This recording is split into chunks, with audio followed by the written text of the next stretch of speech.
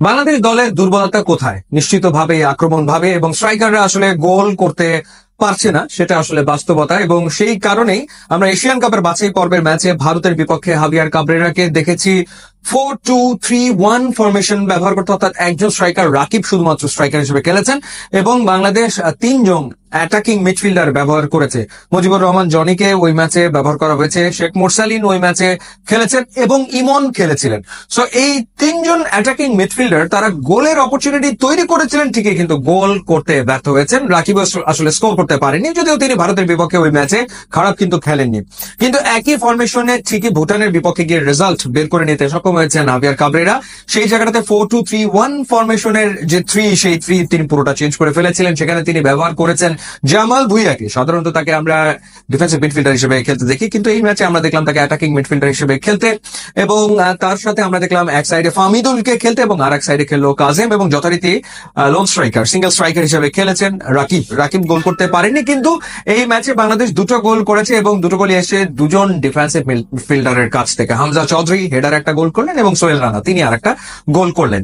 তো যেহেতু দুর্বলতা রয়েছে বাংলাদেশের অ্যাটাকিং থার্ডে, স্ট্রাইকারের অভাব ডেফিনেটলি রয়েছে, সেটা আসলে ফুলফিল করার চেষ্টা হাভিয়ার কাবরেরা করছেন অ্যাটাকিং মিডফিল্ডার ইউজ করার মাধ্যমে। সেই জায়গাটাতে সিঙ্গাপুরের বিপক্ষে ম্যাচ জিততে গেলে গোল তো আসলে ডেফিনেটলি করতেই হবে এবং সেইখানে আমার মনে হয় যে কাবরেরার চিন্তা অনেকখানি কমিয়ে ফেলতে পারেন সমিত সোম এবং কিউবা মিচেল। তারা দুজন যদি খেলেন তাহলে যে তিনজন অ্যাটাকিং মিডফিল্ডার খেলবেন সেখানে যদি সমিত সোম ঢুকে যান এবং কিউবা মিচেল ঢুকে যান, আমার মনে হয় যে হাভিয়ার কাবরেরা কিছুটা নির্ভর হতে পারেন এবং বাংলাদেশের গোল স্কোরিং অপরচুনিটি আরো বাড়বে। সমিত সোম তো ন্যাচারালি তিনি অ্যাটাকিং মিডফিল্ডার হিসেবে খেলেন, ক্রিয়েটিভ মিডফিল্ডার, কোনো সন্দেহের ব্যাপারে নাই। উইং প্লে করে থাকেন, উইঙ্গারকে দিয়ে তিনি খেলান এবং একই সাথে তিনি বল অ্যাটাকিং থার্ডে সাপ্লাই করতে পারবেন এবং ডেফিনেটলি দু একটা সুযোগ তিনি নিজেও নেওয়ার চেষ্টা তো করবেন বটেই। এবং কিউবা মিচেল যিনি আসলে ফিফার অনুমতিও পেয়ে গেছেন, সুতরাং তার কাগজপত্র সব হয়ে গেছে, পাসপোর্ট সব কমপ্লিট, ফিফার অনুমতি পেয়ে গেছেন, তিনিও হয়তো চলে আসবেন এবং তাকে হয়তো হাভিয়ার কাবরেরা খেলাতে পারে এবং খেলালে ডেফিনেটলি তাকে অ্যাটাকিং মিডফিল্ডার হিসেবে খেলানোর সম্ভাবনা রয়েছে। তো পার্থক্য গড়ে দিতে পারে সিঙ্গাপুর ম্যাচে, ডেফিনেটলি পার্থক্যটা গড়ে দিতে পারে সমিত সোম এবং কিউবা মিচেলের ইনক্লুশন, এবং সেটা ডেফিনেটলি অ্যাটাকিং মিডফিল্ডার হিসেবে।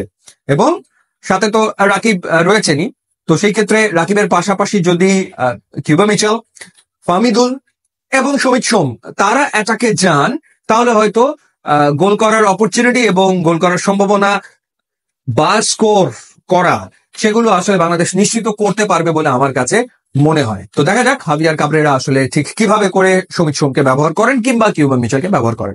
ইউটিউব, ইনস্টাগ্রাম লিঙ্ক আছে, আপনারা যোগ দিলে খুবই খুশি হবো। And thanks for watching.